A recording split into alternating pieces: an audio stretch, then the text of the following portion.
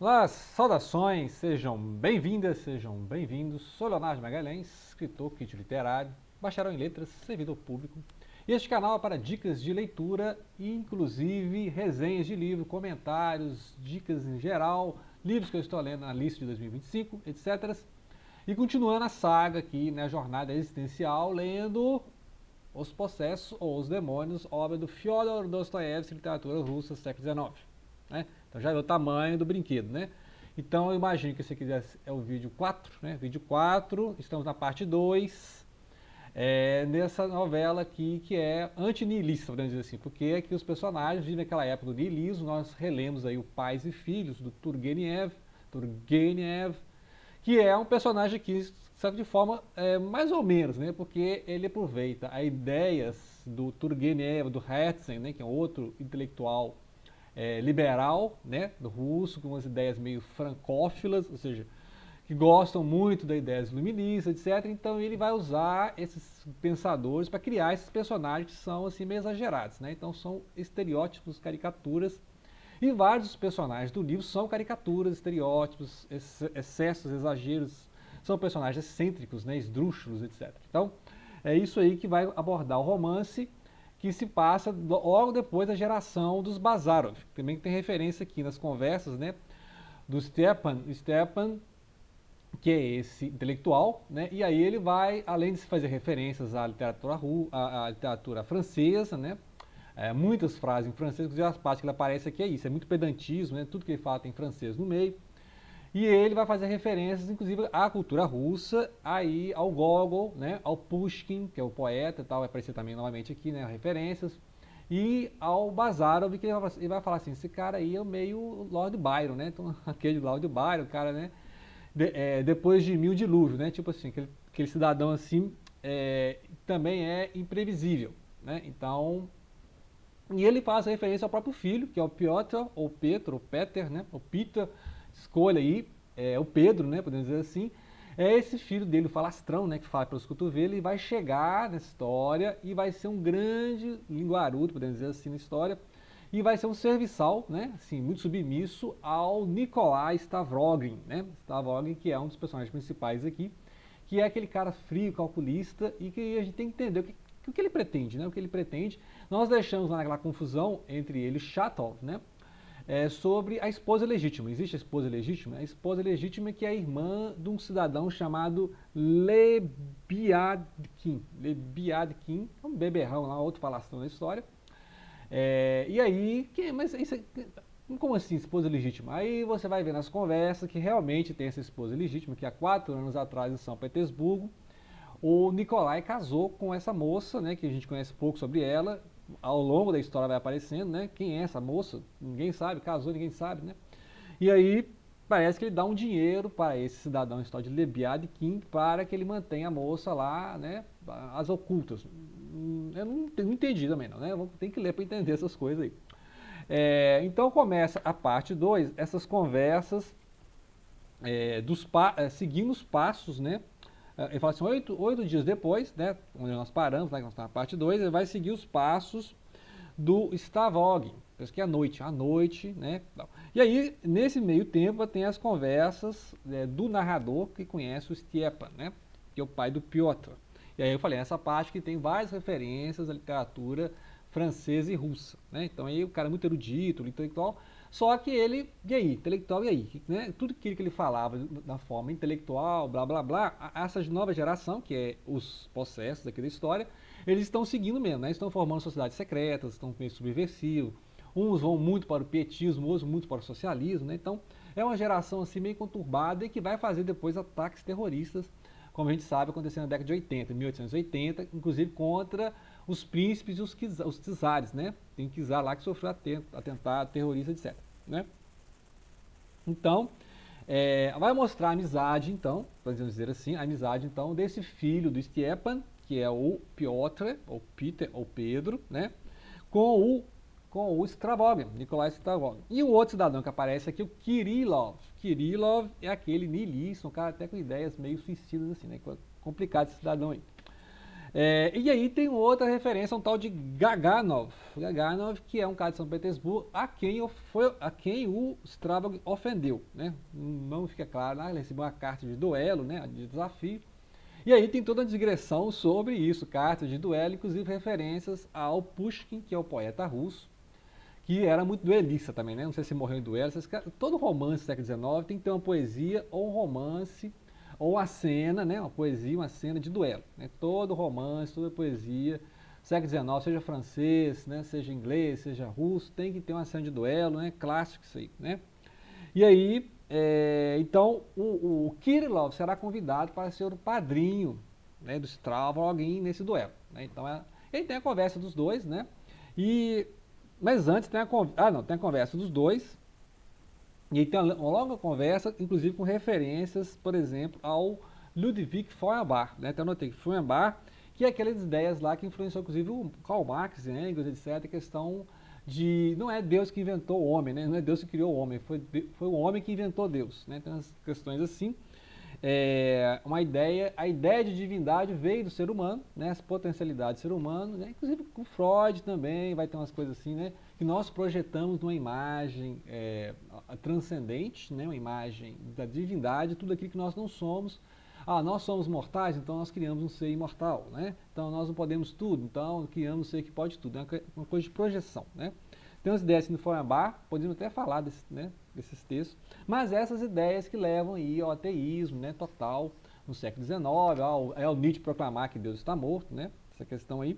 E o darwinismo, né? O darwinismo lá do Charles Darwin, ou Darwin, que é a questão da evolução das espécies. Né? Então haveria um mecanismo da natureza e não precisa de um criador. Né? Então são as ideias do século XIX que eu falei. Não foi o Nietzsche que falou que Deus está morto. Nietzsche apenas observou o andamento da carruagem e falou, vai chegar no século XX e não vai precisar de Deus mais, né? Porque as ideias do século XIX. Né?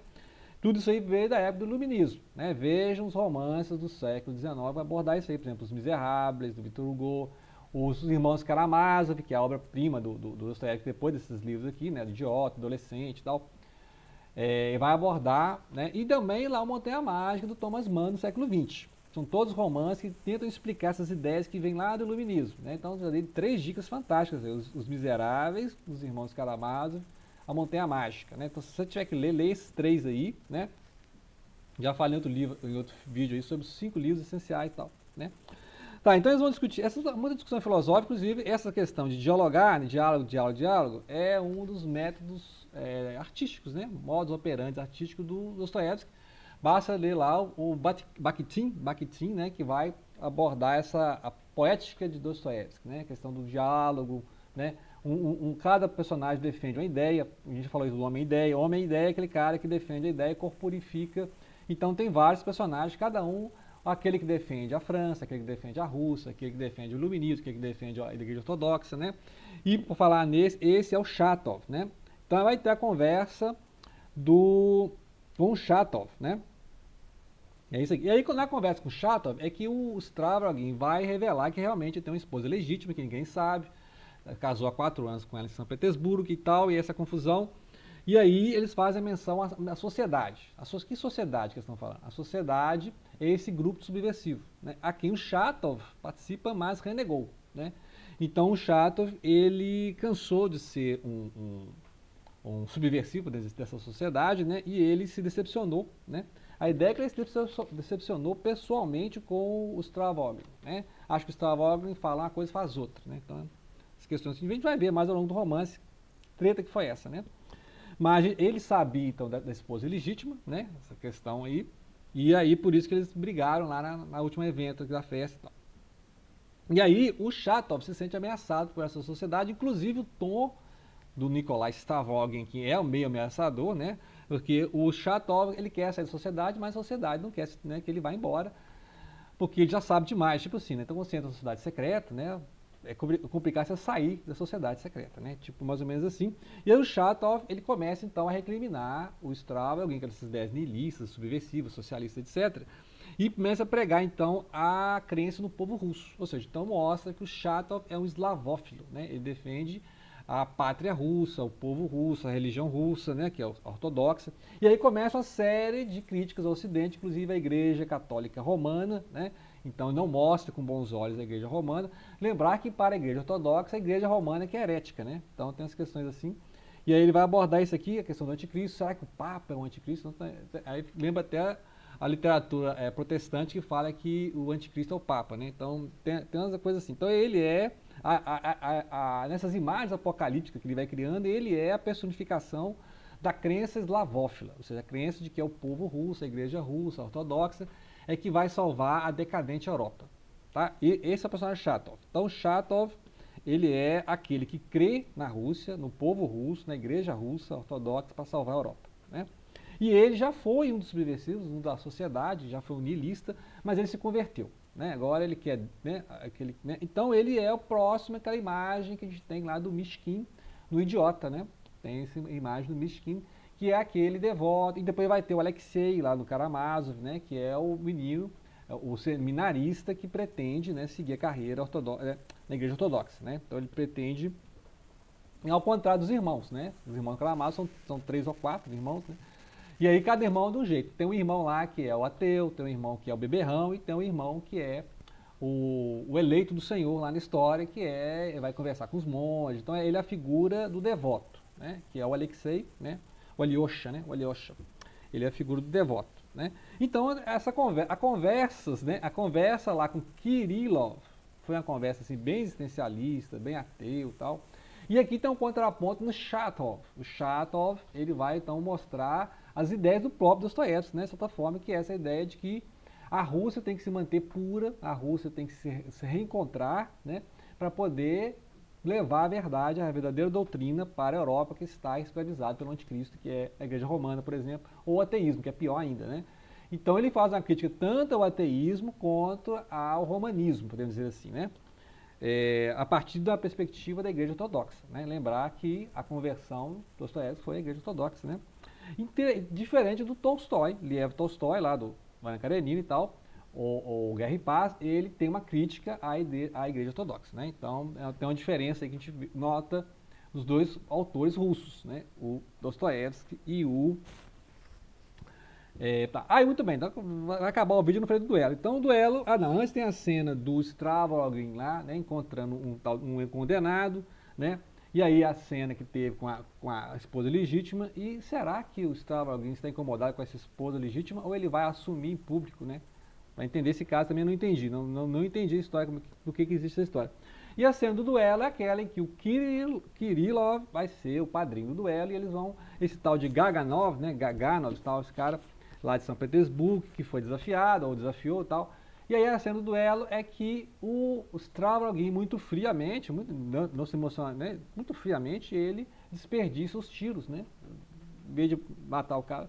E se expõe ao cara poderia ter matado ele, né, por exemplo. Então ele desperdiça, e o cara se sente mais humilhado ainda, porque se ele está ali numa dívida de honra, né? O duelo é isso, uma dívida de honra, para saldar, né, acabar com essa dívida de honra, mas o cara percebe que o Nikolai Stavroguin está desperdiçando os tiros de propósito, né? E aí no final eu acho que, né, a ideia é mostrar o sangue frio desse personagem, que ele é capaz de tudo, né? Era necessário esse duelo, né? Por quê? Então, as coisas acontecem na história assim, por quê? Né? Então, à medida que a gente vai andando na história, que vai entender o porquê de cada personagem, e é isso que vai levando justamente a narrativa. Agora, é muito estranho o narrador que sabe muita coisa que ele não sabia e muita coisa que ele parece que testemunhou e outras que ele está supondo, porque ele em alguns momentos que ele parece que ele sabe de tudo, né? Sabe das conversas, sabe dos olhos. Né? Então, assim, é o narrador em primeira pessoa, mas que tem poder de terceira pessoa, né? Porque muitas coisas, eu ouvi essa conversa, fulano conversou comigo, mas em aqueles momentos que ele não estava lá? Alguém contou para ele o que aconteceu? Então, as coisas, esse narrador aqui, desde o início a gente levantou essa lebre, né? Ou seja, realmente esse narrador, ele algumas coisas, ele relembra, algumas coisas ele ouviu, conversou com alguém, e algumas coisas ele sabe demais, né? Ele sabe demais esse narrador aqui. Quem que é esse narrador, né? Porque, na verdade, ele fala pouquíssimo de si mesmo. Né? Ele sempre fala, eu estava numa festa, eu encontrei lá, né? Na casa de fulano mora ciclano. Então, ele é aquela voz que vai te levando a narrativa. Algumas coisas ele não entende, assim como você também não vai entender. E vai te levando às partes, né? Por que ele tem isso aí, né? Por exemplo, a gente não entende por que essa esposa é legítima. Por que o cidadão lá casou com a moça lá em São Petersburgo há 4 anos atrás, não falou para a família, ninguém sabe, mantém a moça assim escondida. Por quê? Né? Aí tem a alegação aqui que ela seria uma autista, né? Igual lá o príncipe Mishkin, né? É uma questão de saúde, problema mental. O que motivou? Ele é muito bondoso e quis salvar, né, a honra da moça, e aí casou com ela, né? E aí tanto é que tem aquela cena lá com a mãe não acreditando, ó, meu filho, você casou, essa aqui é a sua esposa, né? Então assim, tem umas cenas estranhíssimas, né? Que eu já falei que já tinha na Idiota, já tem essas cenas estranhíssimas, em que os personagens agem e você não entende por quê, o que eles pretendem agir daquela forma, né? Então é uma forma muito exagerada, muito caricatural algumas partes, alguns personagens são caricaturais, e o narrador é aquele único que tenta entender, né? Os personagens apenas agem, eles vão agindo, vão fazendo, o próprio Stravrogin vai fazendo as coisas assim. Ora ele é violento, ora ele é ameaçador, ora ele é frio, né? E ele lembra muito o Raskolnikov, né? Eu percebi algumas coisas assim, lembra muito o Raskolnikov lá do Crime e Castigo. Me lembra, assim, né? Sabe quando o personagem lembra outro, né? É isso aí, então vai ter a cena do duelo e vamos ver o que vai acontecer, tá bom? Então, início da segunda parte, já tem muita coisa aqui, é muito diálogo, né? Essas partes aqui é tudo muito diálogo, com exceção do duelo, que é uma parte mais dramática, né? O Dostoiévski gosta disso, de cena que tem muita conversa e depois uma cena dramática, de teatro, assim, de ópera, né? E aí volta as conversas, né? Então a mesma técnica ele usa lá no Idiota, né? Que eu falei, Idiota tem muita conversa, aí tem uma cena dramática, tem mais conversa, cena dramática. Isso aí vocês vão ver lá na poética, né? Problema da poética do Dostoiévski na obra do Bakhtin. Bakhtin, um formalista russo, que analisou isso, a estrutura da obra Dostoiévski. Mas nós não estamos fazendo aqui um curso sobre Dostoiévski, nós estamos lendo o livro, um romance, e tentando achar uma lógica nesse enredo aqui, muito mirabolante, né? Ok? Então é isso aí, grato pela atenção, e não deixem de compartilhar.